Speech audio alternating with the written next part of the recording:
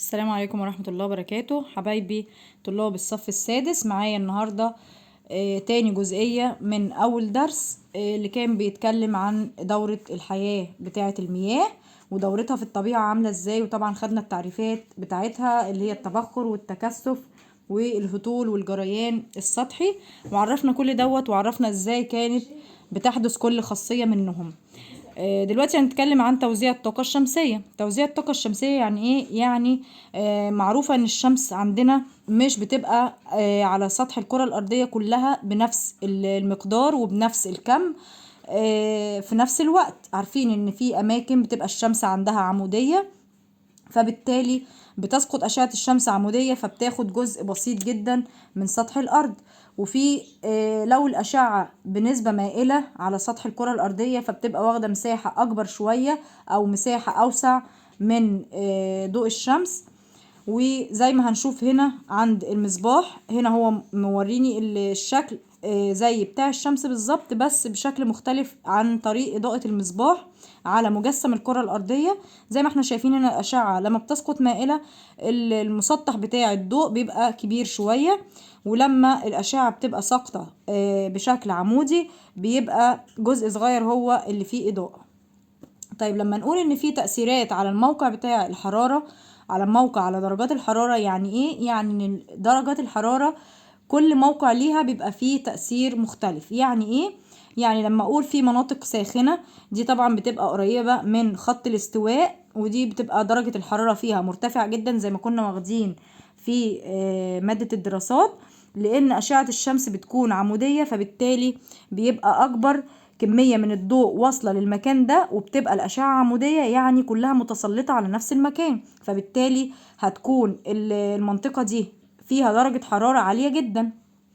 كمان لما أقول إن في مناطق معتدلة، يعني عندي مناطق ساخنة ومناطق معتدلة ومناطق باردة. المناطق المعتدلة اللي هي بتقع بين خط الاستواء والمناطق القطبية، يعني زي مثلا المناطق دي، زي المناطق دي كده اسمها مناطق معتدلة الحرارة.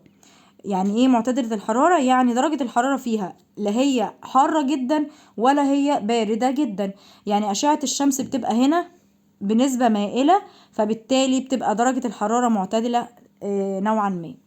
طيب المناطق الباردة عندي اللي هي طبعا بتقع في القطبين الشمالي والجنوبي، ودي مناطق بتبقى أشعة الشمس فيها برضو مائلة جدا، فبتبقى ضئيلة قوي، يعني بتبقى كمية الشمس او الحرارة اللي بتبقى واصلة لها، لان هي بعيدة زي ما احنا شايفين هنا القطبين، بتبقى أشعة الشمس بعيدة شوية عنها، فبتبقى درجة الحرارة هناك قليلة جدا، يعني بتبقى مناطق باردة.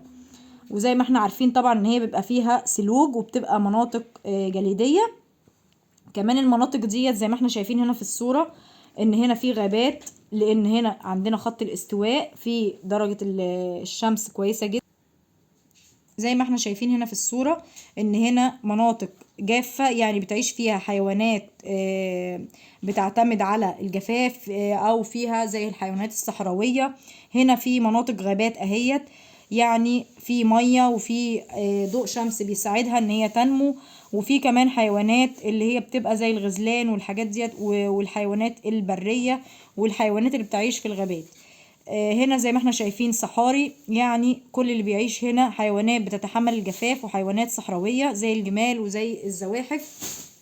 ولما هنا برضو بنبص هنلاقي برضو هنا مناطق بيعيش فيها حيوانات تكاد تكون انقرضت. وهنا زي ما احنا شايفين برضو في القطب الجنوبي، ده طبعا بتبقى درجة الثلوج فيه كتير جدا، زي ما احنا شايفين بيبقى فيه الدب القطبي ومناطق وحاجات تانية هنتعرف عليها في خلال المنهج في الدروس اللي جاي. كده درسنا النهاردة يبقى خلص. تابعوا بقية الفيديو في الجزء الأول فيه هتلاقوه على القناة. احنا قسمنا الدرس على مرتين، يعني خدنا أول حاجة دورة حياة المياه في الطبيعة واتكلمنا عنها بشكل كويس جدا. والجزئية دي كانت بتتكلم عن توزيع الطاقة الشمسية، يعني درجات الحرارة في مناطق مختلفة من الكرة الأرضية، وازاي ان كل مكان على حسب أشعة الشمس عمودية أو مائلة بتختلف درجات الحرارة فيه. وبكده يبقى خلصنا فيديو النهاردة، وما تنسوش تعملوا لايك واشتراك في القناة، والسلام عليكم ورحمة الله.